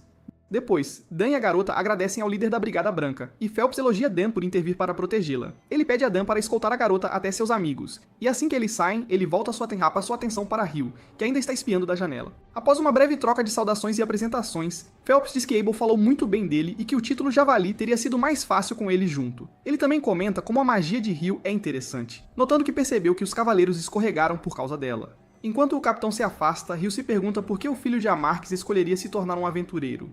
Naquela noite, enquanto Ryu janta, Abel aparece para se juntar a ele. Ryu deixa claro que não pagará por suas refeições, mas Abel responde que não espera isso de um novato. Depois que Abel pede seu prato habitual ao garçom, os dois de alguma forma começam a falar sobre os interesses amorosos de Abel. Quando Ryu pergunta sobre Lynn, Abel diz que ela já tem uma queda por Warren. Ryu não vê como isso funcionaria, mas comenta que o amor pode superar uma pequena diferença de altura. Ele então pergunta se Ryu despertou o interesse de Abel, e o homem literalmente surta como um estudante do ensino médio envergonhado. Abel rapidamente muda de assunto e pergunta se Ryu está disposto a ajudá-lo com algo. Ele então leva Ryu para as ruas e começa a explicar que um dos investigadores enviados a Lum é um antigo conhecido seu. Este investigador trouxe vários guardas consigo, e entre esses guardas, alguns são uma bagunça total. Portanto, Abel quer rastreá-los antes que possam causar qualquer problema. Enquanto conversam, Ryu nota um grupo de aventureiros com aparência suspeita. Eles decidem segui-los e são levados para um beco, onde são subitamente emboscados. Ryu lida facilmente com o ataque, criando cristais de gelo que caem sobre cada um dos atacantes e os nocauteiam instantaneamente. Ele os ridiculariza por se darem ao trabalho de atraí-los para lá quando nem sequer conseguiam atacar direito. No entanto, Abel argumenta que o problema está nos padrões de Ryu. Abel então encontra uma ferramenta de alquimia, e quando Ryu insiste em ficar com ela, Abel argumenta que precisam entregá-la como prova. Depois de amarrar os atacantes suspeitos, Abel descobre que são aventureiros de Hanxi, de J. Clair, a capital de Randeliu. Eles se perguntam o que estão fazendo tão longe de casa, então parte com Ryu para denunciá-los à guarda da cidade. Por outro lado, enquanto Phelps caminha calmamente pelas ruas, ele é seguido pelos mesmos cavaleiros de antes que buscam vingança por sua humilhação. Assim que eles pegam suas lâminas, são subitamente paralisados quando Shenan aparece atrás deles e os incinera com um único feitiço chamado Inferno. No dia seguinte, uma equipe de expedição de pesquisa chega da capital e se encontra com o líder da guilda. A discussão fica tensa quando Ryugo reclama sobre a reabertura da masmorra e até solicita aventureiros como escoltas para descer lá. O homem da equipe de investigação, chamado Clive Staples, explica com raiva que o ministro de Assuntos Internos é quem decide sobre essa expedição de pesquisa, e ele lhes deu total autoridade sobre ela. Um velho que presidia a reunião intervém, dizendo aos dois para pararem de discutir, e pede desculpas a Ryugo pela apreensão repentina dos suprimentos de comida da guilda, até oferecendo compensação. Clive permanece firme em seu plano de reabrir a guilda, e Ryugo aceita, o que faz Clive sorrir. Mas antes que ele possa ficar muito satisfeito, Ryugo avisa que se algo acontecer aos aventureiros de Lum, eles não serão responsabilizados. O velho diz a Clive que a condição é justa, e pergunta a Ryugo se eles podem pagar aos aventureiros acima das taxas padrão. Hugh diz que isso depende inteiramente dos aventureiros e os avisa para prosseguirem na masmorra com cautela, já que não há como saber o que podem encontrar lá. Hugh segue para onde o grupo Espada Carmesim está hospedado, esperando encontrar uma cafeteria decente. Nesse momento, uma garota sai correndo pela porta, apressando-se de um lado para o outro antes de correr até ele e implorar para que ele lhe mostre o caminho para a guilda, pois ela tem uma carta para entregar. Hugh não quer abrir mão de sua refeição, mas ainda assim decide ser um simp e a guia até lá. Na guilda, a garota entrega a carta ao grupo Espada Carmesim, explicando que é do professor Halarian. A Bel a abre e descobre que Halarian quer que eles apoiem o mago da corte na investigação da masmorra. Quando Hugh aponta que a masmorra deveria permanecer fechada, a Bel explica que isso ocorreu porque um grupo de Rank A com um aventureiro de Rank S de primeira classe desapareceu lá dentro após o último grande javali da maré. Mas a equipe de pesquisa obteve permissão para explorá-la agora. Hugh diz que a escolha inteligente seria ficar longe e sair para comer algo. Enquanto ele vai, a garota o agradece. E quando Hugh aponta que ela não se apresentou, a garota diz que seu nome é Natalie Schwarzkopf. O sobrenome dela chama a atenção de Lynn, e ela rapidamente percebe que eles têm uma famosa maga da água. Lynn ainda está curiosa sobre o feitiço de parede de gelo de Hugh e pergunta a Natalie se ela o conhece, mas Natalie diz que não, e até ela fica surpresa ao saber que tal feitiço sequer existe. Abel então ordena à sua equipe que nunca entrem em uma luta real com Hugh, e mesmo que acabem contra ele, devem se render, pois ele tem certeza de que nem todos juntos teriam chance. Ele então diz a Natalie que se ela precisar de ajuda e não puder encontrá-los, ela deve procurar por Hugh. Mais tarde naquele dia, a equipe de expedição de pesquisa instala detectores de mana residual que podem captar qualquer vestígio de mana deixado no ambiente. O velho usuário da equipe explica que esses detectores enviarão todos os seus dados para o grupo de análise que trabalha bem fora da masmorra. Naquela noite, os colegas de quarto de Hugh voltam com 2 minérios e recebem uma grande quantidade de moedas de ouro, o que os deixa felizes. Ito diz que está surpreso que a masmorra tenha sido aberta tão rapidamente, e Hugh explica que apenas aventureiros de rank D ou superior estão sendo permitidos por enquanto. Ele também lhes pede para comparecerem ao briefing agendado para amanhã. Com o passar dos dias, Abel viaja por 3 dias e alcança a 7ª camada com sua equipe, mas eles não encontraram um único monstro. Abel percebe que Clive e o grupo da Universidade Central Real parecem estar com pressa, e Ria explica que eles estão trabalhando em uma teoria que diz que os monstros do Grande Javali da Maré vêm de abaixo do 308 andar, e é por isso que querem se mover rapidamente. No dia seguinte, durante o briefing dos aventureiros, o líder da guilda explica que grupos de rank E e F não têm permissão para escoltar a equipe de investigação. No entanto, ele os assegura que algum trabalho alternativo foi arranjado para que não fiquem sem dinheiro ou morram de fome. Hugh então pergunta sobre a intensidade da cor das pedras retiradas dos monstros do Grande Javali da Maré, e Ru revela que todas as pedras eram pálidas, o que parece muito estranho. Enquanto isso, a equipe de expedição de pesquisa finalmente encontra um enorme portal aleatório que Clive decide chamar de Portão a partir de agora. Eles acreditam que o portão pode estar conectado a outro lugar, e enquanto instalam instrumentos para examiná-lo, todos os presentes desaparecem subitamente, e nem mesmo a equipe de análise consegue detectar qualquer vestígio deles. Emily chama seus membros do grupo, certificando-se de que estão todos bem, antes de se virar para o velho chamado Arthur, que explica que eles foram realocados. Os aventureiros ficam inquietos, sussurrando sobre onde poderiam estar, até que o diretor Clive intervém, ordenando que todos se espalhem e examinem a área cuidadosamente, já que o perigo pode aparecer a qualquer momento. Um dos homens se aproxima de Clive, perguntando o que aconteceu, e ele responde que deve ter sido teletransporte, e é por isso que descobrir sua localização atual é a principal prioridade. Eles começam a se perguntar se isso foi obra do portão, mas Clive descarta a teoria anterior sobre monstros serem restritos abaixo do nível 38, considerando-a falsa. Agora, ele suspeita fortemente que o próprio portão foi a fonte de todos os monstros. Mesmo assim, Clive admite que este incidente pode se revelar uma bênção oculta, talvez até levando-os a descobrir a verdadeira raiz do Grande Javali da Maré. Um sorriso malicioso se espalha por seu rosto enquanto ele imagina essa descoberta, tornando-se sua escada para a promoção como chefe de departamento. Enquanto isso, de volta à cidade, com o desaparecimento repentino das leituras, a equipe de análise começa a se preocupar, já que isso é algo que não deveria ter acontecido em circunstâncias normais. Nesse momento, Natalie consegue captar um sinal, e por um breve instante parece que o grupo desaparecido está no 4º andar antes que o sinal seja perdido novamente. Nesse momento, um homem chega procurando o responsável e se apresenta como Christopher Blatt, do Colégio de Magia. Ele afirma ser quem está organizando oficialmente esta investigação e alguém agindo diretamente sob as ordens do rei, exigindo saber se há algo fora do comum ou anormal acontecendo dentro da masmorra. Ele explica a razão por trás da comoção repentina, dizendo que enquanto ele estava entrando na masmorra junto com os aventureiros locais que havia contratado, no momento em que a pessoa à sua frente cruzou o limiar, todos desapareceram no ar. Matley argumenta que eles não são os únicos cujas leituras desapareceram, e Christopher Blatt imediatamente pergunta ao responsável se eles confirmaram outros avistamentos semelhantes, ao que a resposta vem que sim, mas apenas na 10ª camada. Blatt então pergunta se eles receberam mais sinais deles depois, e quando Natalie responde que foi apenas por um instante, ele pergunta onde exatamente, e a resposta vem que o sinal que detectaram era do 40º covil.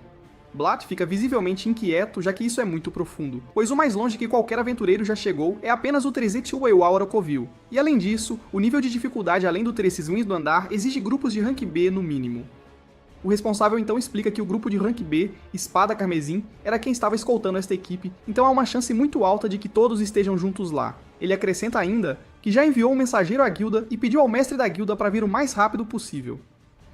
Nesse momento, Natalie se lembra de algo e sai correndo. Enquanto isso, Hyuga é abordado pela recepcionista Nina, que o informa que algo está errado com a masmorra. Toda a da equipe de investigação desapareceu e eles o encontram na entrada imediatamente. Hyuga fica tenso, temendo que a Bell e a Espada Carmesim também possam ter desaparecido. Ele rapidamente se prepara para sair, instruindo-a a fazer com que o contato dele se reúna no posto de controle da masmorra. Ele também a instrui a manter essa informação longe dos aventureiros, até que ele possa confirmar o que realmente está acontecendo. Por outro lado, enquanto o caos se agita na cidade, Ryo está calmamente vagando pela biblioteca, procurando livros que deseja ler. Ele sobe as escadas, esperando vislumbrar Sarah, e para sua alegria, ela aparece. Ele lhe diz que esperava comparar registros de eclipses passados e grandes javalis da maré. Sarah sorri e se oferece para ajudá-lo a rastrear os registros. Enquanto caminham juntos para a sessão certa, ela pergunta se ele acha que pode haver uma conexão entre eclipses e o grande javali da maré. Ryo apenas recusa a pergunta, mas Sarah continua, insistindo que acredita que a teoria dele sobre a conexão entre os dois pode realmente estar correta. Ela explica que de fato houve um eclipse logo antes deste grande javali da maré, mas ao contrário do passado, nunca houve um eclipse total como o que aconteceu desta vez. Enquanto Ryo por si mesmo sabe que não pode simplesmente dizer a ela que estava lutando contra um Akuma no meio daquele eclipse. Quando ela o olha com aquele olhar curioso, quase como se perguntasse o que realmente está passando em sua cabeça, ele de repente muda de assunto perguntando se ela sabe o que determina a vividez de uma pedra mágica. Sarah permite que ele desvie a conversa e responde que quanto mais tempo um monstro vive, mais vívida sua pedra se torna. Ryo concorda, acrescentando que aprendeu a mesma coisa durante sua jornada, mas admite que esse fato o fez questionar a tonalidade das pedras dos monstros durante o javali, já que a maioria delas era pálida.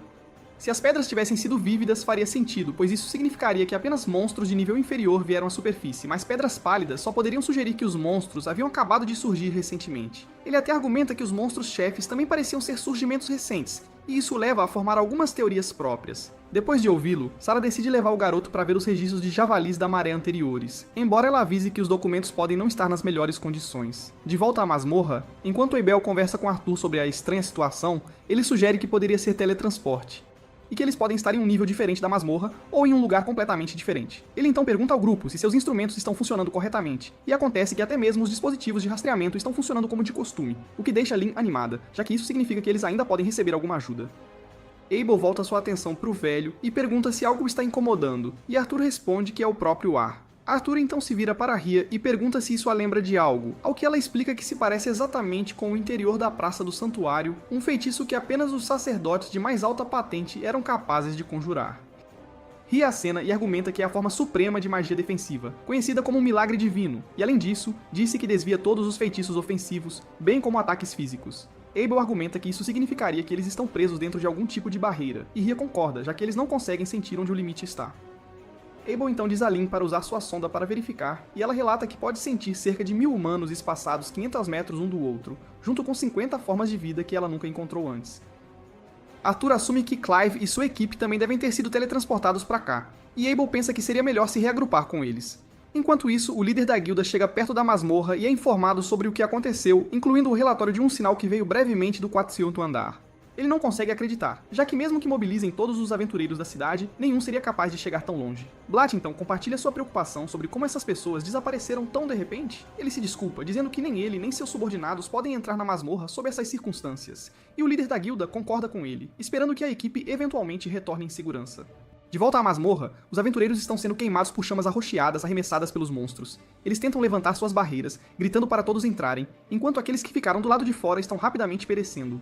O medo se espalha enquanto o grupo percebe a facilidade com que essas criaturas estão rompendo suas barreiras. Clive os reconhece imediatamente, confirmando que são demônios, os mesmos seres sobre os quais ele só havia lido antes. Os monstros dominam a todos com pouco esforço, e embora Abel e sua equipe consigam alcançar a segurança, todos sentem uma onda arrepiante de desconforto. Ria explica que os demônios deveriam ser mais fortes do que qualquer humano. Lin pergunta por que tais monstros sequer apareceriam aqui, mas Arthur a interrompe e lhes diz para deixarem a especulação para depois. Assumindo o comando, ele ordena que todos os magos preparem seus ataques e imobilizem os demônios. Surpreendentemente, o feitiço de dardo de alguém se mostra altamente eficaz, embora Ria se lembre de que a magia deveria ter sido inútil contra eles. Eles tentam bolar um plano e Arthur pede sua segunda saraivada de ataques mágicos, embora ele se preocupe que eles possam ficar sem mana antes que a batalha termine. Entre os demônios, Abel nota uma figura que se destaca, alguém que parece ser o líder de todos eles. Após o quarto Volator, a mana começa a diminuir, então Abel leva Garen e seu esquadrão para a frente para combate corpo a corpo. A espada carmesim avança, usando perfeitamente o lançamento duplo para derrubar inimigos um após o outro, enquanto Garen os protege, e isso faz Arthur se sentir aliviado, sabendo que o grupo realmente faz jus à sua reputação. Enquanto a mana dele se esgota ainda mais, apenas 6 monstros permanecem, e seu líder se revela um príncipe demônio, algo que Ria explica como um ser com olhos de cores diferentes. Ela lhes diz que um príncipe demônio é a forma imatura de um Lorde Demônio, um que ainda não despertou, e ela ainda argumenta que apenas 4 desses seres podem existir ao mesmo tempo, com um destinado a sentar no trono. Abel também ouviu as velhas histórias e rapidamente percebe que esta luta estará longe de ser fácil.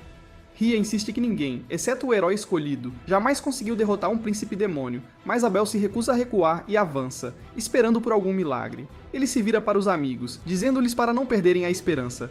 Comparado àquela vez em que o grifo aterrorizante quase os fez molhar as calças de medo, isso não parece tão ruim para ele. Com isso, ele mergulha de cabeça, fatiando os demônios com facilidade, enquanto o príncipe demônio empurra todos os outros para o lado, exigindo um duelo 1 contra 1. O Lorde Demônio imaturo avança bem na frente de Abel e o força à defensiva. Abel fica ansioso, pois não consegue nem pensar em uma maneira de ter sucesso, com todos os feitiços sendo desviados com facilidade pelo monstro. A situação começa a ficar grave, pois Clive e seu grupo são engolidos pelas chamas, enquanto o lado dos aventureiros de Abel também é forçado a recuar. Abel agarra sua lâmina com força e libera sua habilidade de espada, giro 0, e assim que ele está prestes a cortar a garganta do demônio, a criatura escapa, deixando Abel assustado. Ele pede desculpas a Ria enquanto aceita sua morte, mas bem então, uma gota de água cai enquanto Rio salta para a luta, sorrindo para Abel e perguntando se ele está ferido. Abel questiona o que o garoto está fazendo ali, e Rio simplesmente explica que veio para salvá-lo.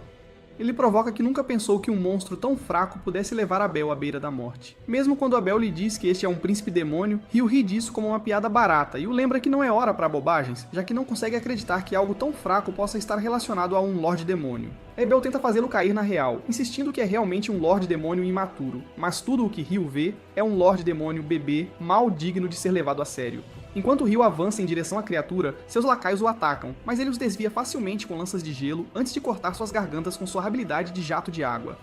Rio então fica de pé diante do príncipe demônio, saca sua lâmina e se prepara para enfrentar o monstro em batalha. A história volta um pouco para quando Natalie está correndo por aí procurando por Rio. Ito lhe diz que ele está no lado norte da biblioteca, então ela corre para lá e acaba esbarrando nele no caminho. Ela imediatamente pede sua ajuda, explicando que a espada carmesim desapareceu dentro da masmorra. Sem perder tempo, Rio forma um carrinho de gelo debaixo dela e o arrasta em alta velocidade em direção à masmorra enquanto ela grita com a viagem. No caminho, ela o informa sobre o que aconteceu, e assim que Rio entende, ele pergunta por que ela veio a ele especificamente. Natalie responde que Abel lhe disse que se algo desse errado em sua ausência, ela poderia contar com Rio, e é por isso que ela correu para encontrá-lo. Ouvir isso faz Rio sorrir, e então ele corre direto para o portão da masmorra. Os guardas no portão lhe dizem que a masmorra está proibida, mas Rio os ignora e se cerca com uma parede de gelo antes de passar por eles. Assim que ele chega ao primeiro andar, ele se lembra de Natalie dizendo que o barulho veio do 4 roxinhos do andar. Ele percebe que não há tempo a perder, e portanto, usa seu jato abrasivo para abrir buracos no chão até chegar ao local. Enquanto a cena volta ao presente, Rio agora está enfrentando o príncipe demônio enquanto zomba do monstro. Ele prepara sua espada, e assim que o príncipe demônio avança em sua direção, ele comenta casualmente que o demônio é muito lento, e em um instante corta seu pescoço, separando-o completamente de seu corpo. Isso deixa Abel completamente atordoado e ele pergunta a Rio que tipo de movimento ele acabou de usar. Para o choque deles, o príncipe demônio não está acabado. Ele pega sua cabeça decepada e a recoloca em seu pescoço. Rio comenta que embora o demônio pareça resistente, ele não atende aos seus padrões de um verdadeiro Lorde Demônio. Mais uma vez, Rio zomba dele como um fraco, embora se pergunte se o demônio sequer entende o que ele está dizendo. Antes que o demônio possa avançar novamente, Rio coloca sua regeneração à prova, liberando 256 jatos abrasivos. Os jatos de água fatiam o demônio em incontáveis pedaços, estilhaçando sua pedra mágica. Abel respira aliviado e agradece a Rio por salvá-los, mas Rio insiste que a única gratidão que aceitará é uma refeição da cafeteria. Abel rapidamente promete tratá-lo por uma semana inteira. Justo então, Lynn corre e se agarra firmemente a Abel, expressando o quão aliviada está em vê-lo seguro. Arthur avança e se apresenta como um conselheiro do Departamento de Magos Reais, explicando que representa a investigação da corte sobre o incidente da masmorra e agradecendo sinceramente a Rio por sua ajuda. Ryu responde que está apenas feliz por ter chegado a tempo, embora, infelizmente, muitas vidas tenham sido perdidas. Arturo assegura que, assim que seus magos recuperarem sua mana, ele ordenará que os restos sejam recolhidos. Abel então se vira para Ryu e pede sua ajuda para coletar a pedra mágica do príncipe demônio, explicando que quer usar o dinheiro dela para apoiar as famílias dos caídos. Ryu concorda em ajudar sem hesitação e pergunta sobre os demônios que ele ouviu serem chamados de diabos. Abel explica que era a primeira vez que eles enfrentavam tais seres também, já que eles não haviam aparecido nas províncias centrais por mais de um milênio. Mesmo assim, Ryu não consegue tirar da cabeça o pensamento da Akuma que ele lutou um tempo antes, enquanto tenta conectá-la com esses demônios. Quando Abel percebe seu silêncio e pergunta o que há de errado, Ryu explica que quando subiu do 39º andar, sentiu um campo estranho no ar, uma sensação que de repente desapareceu assim que o príncipe demônio foi morto. E ele também notou algo incomum através de seu feitiço de sondagem, que eles deveriam verificar no retorno. Enquanto Abel inspeciona a pedra mágica do príncipe, ele a encontra preta, e Arthur admite que durante seus dias de aventureiro, ele uma vez encontrou um demônio nas províncias ocidentais, mas era muito fraco para derrotá-lo, tornando esta sua primeira vez vendo a pedra de um demônio também. Lin acrescenta que mesmo os grandes templos das províncias centrais não têm registros de tais pedras, e Arthur ainda observa que esses demônios parecem aparecer aleatoriamente, o que leva à teoria de que eles podem ser capazes de usar magia de espaço-tempo. Em outro lugar, um grupo de heróis incendeia um altar apenas para a Akuma Leonor aparecer atrás deles. Ela explica casualmente que estava apenas brincando, decidiu dar uma espiada e de alguma forma acabou dentro de um altar feito pelo homem. Os heróis instantaneamente a confundem com uma Lorde Demônio e declaram que ela está acabada. Leonor inclina a cabeça e pergunta se eles realmente a chamaram de Lorde Demônio. O grupo argumenta que eles construíram este altar com incontáveis sacrifícios precisamente para invocar um. Leonor dá uma risadinha e pergunta quem eles são, considerando que fizeram tanto esforço só para isso. Um garoto com uma espada avança e se apresenta como Roman, o herói. Leonor cai na gargalhada e diz que o deixará entretê-la. Em um piscar de olhos, ela aparece diante dele e enfia as mãos direto no abdômen. Vendo-o desabar, ela suspira em decepção, chamando a coisa toda de anticlimática. Enquanto o resto do grupo se prepara para atacar, Leonor aparece diante deles e provoca, perguntando se eles não deveriam estar mais preocupados com o seu suposto herói. No caminho de volta, ela arrebata a joia sagrada de cor preta, comentando que pelo menos levá-la fará a viagem valer a pena, já que a luta em si foi chata. Antes de partir, ela esclarece que não é uma Lorde Demônio de forma alguma, e até lhes diz que há humanos que estão no mesmo nível de sua força. Lembrando-se de Ryu, ela sorri de lado e diz a Roman que ele deveria pelo menos almejar se tornar um humano mais forte. Suas palavras deixam o grupo de heróis completamente abalado, especialmente porque ela acrescenta que existem humanos por aí 10.000 vezes mais fortes que ele. De volta à masmorra, Ryu e os outros se encontram com os aventureiros contratados por Clive antes de retomar sua investigação, onde descobrem uma orbe preta rachada que parece conectada à estranha anomalia que Ryu havia sentido antes. Arthur admite que nunca viu nada parecido e o sela dentro de uma bolsa de barreira, onde nenhuma mana pode passar, considerando que é a única peça de evidência deles. No caminho de volta à superfície, Abel agradece a Ryu mais uma vez, mas Ryu lembra de sua promessa de alimentá-lo por uma semana inteira, até mesmo mencionando Kurga como parte do acordo, e avisa meio de brincadeira que se Abel esquecer, ele o cortará em pedaços menores do que o demônio que eles lutaram. Quando eles retornam à superfície, o líder da guilda elogia o trabalho deles, e Abel agradece a Natalie por trazer Ryu. Ryu se sente aliviado ao ver Abel vivo e deseja que ele pegasse trabalhos mais seguros na superfície, mas seu alívio rapidamente se transforma em bronca, enquanto ele repreende Ryu por ignorar os guardas e correr de cabeça na masmorra. Ryu pede desculpas, mas Arthur intervém e diz ao líder da guilda que eles só estão aqui por causa de Ryu. Ryu fica assustado e exige uma explicação, e Arthur o leva para a tenda para explicar tudo. Lá, Arthur explica a Hugh que, além do príncipe demônio, quase 50 demônios os esperavam lá dentro. Hugh argumenta que não deveria ser um choque, já que era Arthur junto com o grupo de Abel. Mas Arthur admite que, apesar da força de Abel, ele quase perdeu a vida para o príncipe demônio. E por pura sorte, Ryu apareceu no momento perfeito e salvou o grupo deles da morte certa. Arthur se vira para o líder da guilda e pergunta quem realmente é esse garoto. E enquanto Arthur expõe tudo o que sabe sobre ele, os dois concordam silenciosamente que um mago tão sem precedentes deve permanecer do lado deles. Com isso em mente, eles decidem manter Ryu escondido daqueles aristocratas sem cérebro, garantindo que não haja registros oficiais dele realizando qualquer coisa. Enquanto a cena muda, Ryu avança com seus colegas de quarto lutando para acompanhar, insistindo que o mais importante é apenas continuar se movendo, enquanto ele o supera facilmente. Cortando por um beco, ele fica inquieto desejando uma batalha real, diferente daquela com o príncipe demônio que terminou antes mesmo de começar, mas o cheiro repentino de Curry o atrai, e o leva direto para Sarah. Ela o cumprimenta com um sorriso, insistindo que não há lugar melhor para Curry do que em Lum e o convida a sentar. Ambos pedem curry médio picante e enquanto conversam, Sarah descobre que Ryu se registrou diretamente no Rank D, o que ela acha impressionante. Assim que seus pratos chegam, eles aproveitam a refeição juntos antes de sair do restaurante, onde Ryu pergunta se ela é uma aventureira, já que ele nunca a viu na guilda. Sarah explica que agora trabalha como instrutora de esgrima para a Ordem dos Cavaleiros do Marquês Lum, e quando Ryu reage com leve surpresa, ela se inclina mais perto, dizendo-lhe que é muito mais forte do que parece e até o convidando para uma batalha simulada. Enquanto ela o leva para o campo de treinamento, Sarah provoca que ele parece estar louco por uma briga, e Ryu pergunta como ela sabe que ele também usa uma espada. Ela explica que seu andar e postura o entregam e acrescenta que ela também é uma usuária de lâmina e magia como ele. Sem perder tempo, ela pergunta se ele está pronto e avança contra ele. O duelo rapidamente se transforma em uma disputa acalorada, e Sarah fica animada ao perceber o quão habilidoso Ryu realmente é. Ela argumenta que nem mesmo os cavaleiros conseguiram evitar sua investida, mas ele conseguiu, o que a impulsiona a ir com tudo.